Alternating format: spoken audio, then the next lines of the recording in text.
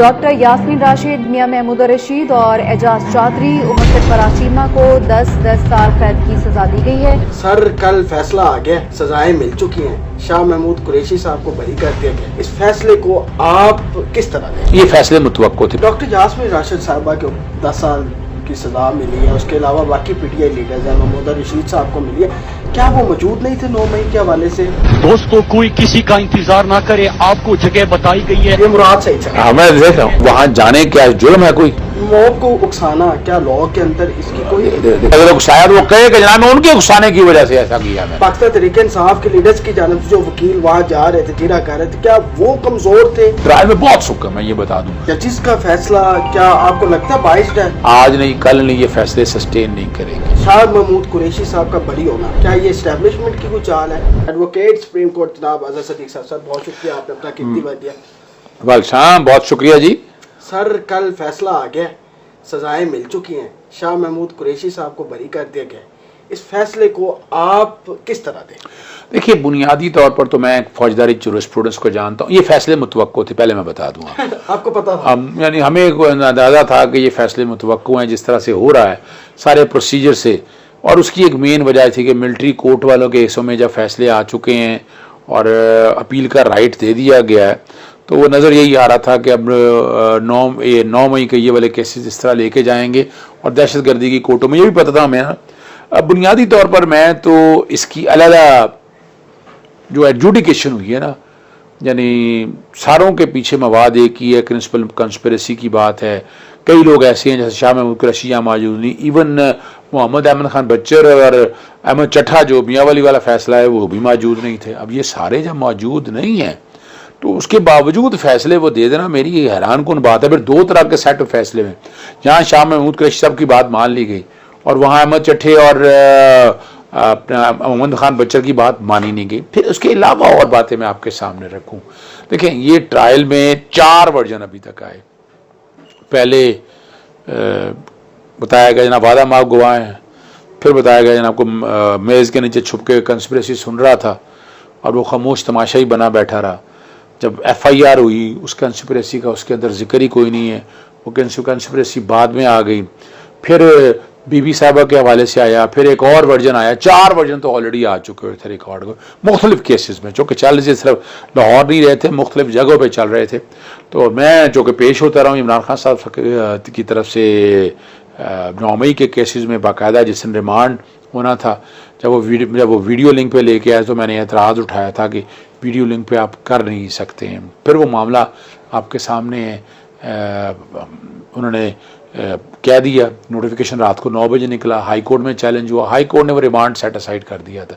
ये वही रिमांड है कि जिसमें आकर कहा गया कि इमरान खान साहब जो है ना अपना फोटोग्रामेटिक टेस्ट वगैरह या बाकी ये सारी चीज़ें कराएं, ये रिकॉर्ड के ऊपर है। मैं तो सिर्फ इतना जानता हूँ, हमारे यहाँ ये है कि एक वकूए की एक ही FIR हो सकती है। अब एक वकूए की मुख्तलिफ जगहों पर अगर हुई हैं, आप नहीं करना चाह रहे तो सारे ट्रायल को एक जगह इकट्ठे होना चाहिए था, इकट्ठे होकर सारे ट्रायल को देखते और एक ही मामले को लेकर चलते और वहाँ सामने आ जाती। लेकिन इसीलिए मैं समझता हूँ ये कमज़ोर बुनियादों के ऊपर है और ये at the end of the day इसमें तकरीबन सारे ही बरी हो जाएंगे, सारे बरी हो जाएंगे। डॉक्टर यास्मीन राशिद साहबा को 10 साल की सज़ा मिली है, उसके अलावा बाकी पीटीआई लीडर्स हैं, महमूद रशीद साहब को मिली है, क्या वो मौजूद नहीं थे 9 मई के हवाले से?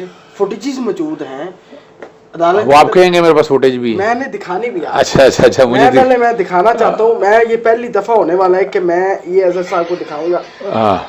अब आप वकील भी ये सुन, ये मुराद सही था। मैं देख रहा हूँ हाँ बिल्कुल मैं देख रहा हूँ। मैं जरा अब बड़ी मैं ये नहीं, चूँकि मैं देखी हुई सारी, मैं सारी देखी हुई, मैंने सारी देखी हुई। आप ये फुटेज चलिए जी, आप बताएं। आप देखिए, मैं एक पहली तो बात सारे ये बंदे मैंने ये सारी फुटेज जो है ना, क्या एविडेंस का रिकॉर्ड का हिस्सा है। याद रखिएगा, आपको मैं तारीखी बात बताने लगा हूँ। जब वो जज का केस नहीं आया था नवाज शरीफ का कि जनाब वो अशरफ जज के वाले थे ना, तो वो ऑडियो उसकी वीडियो कॉल आई, वो कोर्ट में गया तो सुप्रीम कोर्ट जस्टिस खोसा साहब ने कहा कि ऑडियो वीडियो जब तक फोरेंसिक के प्रोसेस से नहीं गुजरेगी, जब तक इस पर शहादतें नहीं होंगी, तब तक इसकी कोई हैसियत नहीं। चले मान लें ये वीडियो मौजूद है, मैं मान लें ये वीडियो है, वो कह रहे हैं वहाँ जाना है, اب وہاں جانے کیا جرم ہے کوئی؟ اب سوال بڑا واضح ہے. یعنی اس جرم کو کنیکٹ کرنا پڑے گا جانے سے لے کر قانون ہاتھ لینے تک اور باقاعدہ وائلنس کرنے کے حوالے سے. دیکھو نا یہ دو چیزیں ہیں. ایک تو چلے کرمنل کنسپریسی کی طرف آپ لے کر جاتے ہیں تو وہ اتنا آسان کام میں تو نہیں دیکھ رہا کہ کرمنل کنسپریسی اتنا آسان کام ہے. وہ بہت مشکل ہو جائے گا کرمنل کنسپریسی اسٹیبلش کرنا. اس بات کو میں بڑی وضاحت کے ساتھ بتا دوں. دوسری بات جو ہے نا, کیا ایسی کوئی آپ کے سامنے آڈیو ویڈیو آئی, وہ جو آپ کو پتا ہے اسلام آباد کے سامنے جو بتایا گیا کچھ کارکنوں کو سزا دی گئی, ڈنڈے سوٹے یا پتہ نہیں کیا, وہ ہاتھ میں پرچم نکلے اور کوئی چیز نہیں, عدالت نے بری کر دیا, اسلام آباد ہائی کورٹ نے وہ بری کر دیا اپیلوں میں. اب یہاں کیا شاہ محمود قریشی فرض کریں کوئی ڈنڈا مار کر رہے تھے, کوئی تشدد کر رہے تھے, کوئی آگ لگا رہے تھے, جتنے نام بھی آپ نے ڈاکٹر یاسمین راشد بتایا, باقی جتنے بھی آپ نے مجھے دکھائی ہیں, یہ کہہ ضرور رہے ہیں. اب یہ مجھے نہیں پتا کہ آواز ان کی صحیح ہے یا غلط ہے, میں ان میں نہیں جانا چاہتا, لیکن سوال یہ ہے کہ کیا یہ وائلنس جو ہے یا یہ جرم آپ جو اپنے ہاتھ میں قانون لیا ہے, میں تو دیکھیے میں ایک اور بات بتاؤں عاصی صاحب آپ کے سامنے, موب کو اکسانا کیا لا کے اندر اس کی کوئی دیکھیں میں پھر بتاؤں یہ اس کا جرم اور ہے, اس کی سزا پھر 10 سال نہیں ہے جو نوعیت آپ بتا رہے ہیں نا. فرض کریں اگر یہ موب کو اکسانے کی بات ہے, موب جا کر کیا ہے, اب اس موب میں ثابت بھی ہونا ہے. یعنی یہ نہیں ہے کہ اگر اکسایا تو وہ کہے کہ جناب میں ان کے اکسانے کی وجہ سے ایسا کیا میں نے. یہ بھی یاد رکھیے گا, خالی یہ نہیں ہے آپ کسی اور کی چلا دیں اور آگے چلے جائیں. میں تو 5 جون 2023 کو میں یو کے میں تھا, میں 9 مئی کو پاکستان میں نہیں تھا مجھے, اور میں اس وقت یو کے اپنا لنڈن کے اندر موجود تھا, ذرا کچھ دیکھ رہے تھے ہم بھی. تو میں نے اس وقت بھی ایک بات کی تھی کہ یہ ایشو ایسا ہے, ایک تو جنہوں نے کیا بڑا ظلم کیا, بڑی زیادتی, کسی طرح بھی قابل قبول نہیں ہے. میں تو مانتا ہی نہیں اس بات کو کہ ہمیں اس طرح کا قانون آدمی, دیکھیں اپنا corps commander house lawyers movement میں کہوں بیچنے کو 10 سے 12 دفعہ گیا ہوں, ہم بھی وہاں جا کے نعرے نورے لگاتے رہے ہیں, لیکن ہم نے قانون اس طرح ہاتھ میں نہیں لیا. جن لوگوں نے تو قانون ہاتھ میں لیا, چاہے جو کوئی بھی ہے, میں تو لیڈرز کی بات کر رہا ہوں, ان کی حد تک تو میں کیس ان کا ڈیفینڈ نہیں کرتا, نہ میں کرنا چاہوں گا. باقی جو لیڈرز کی حد تک بات ہے وہ میں سمجھتا ہوں اس کیس میں بہت کمزوری ہیں, اس کو اس طرح سے لے کر چلنا چاہیے اور ہمیں ویٹ کرنا چاہیے کہ کیا ہے. لیکن میں نے ایک بات اور زبردست عاصی صاحب اس وقت کہی تھی, میں آج بھی یہ سمجھتا ہوں, دیکھیں اس میں جنرل امنیسٹی دینی چاہیے آپ کو. کوئی گمراہ ہوا ہے یا کوئی گمراہ نہیں ہوا, اگر کسی نے ایسا کچھ کر بھی دیا ہے تو یار بڑے بن کے نا اس میں آپ ایمنیسٹی کی بات کریں. آپ میں اگر یہ دیکھیں یہ ٹرائل جو ہے نا اپیلوں میں یا اس سے آگے کے اڑ جائیں گے سارے, یہ سارے اڑ جائیں گے, زیادہ دیر ٹھہر نہیں سکیں گے. تو اس کی بہتر یہی ہے ایک ٹائم ایسا ہے قوم کو اکٹھا کریں, اکٹھا کر کے, اور دیکھیں پھر سوال بڑے پیدا ہوتے ہیں.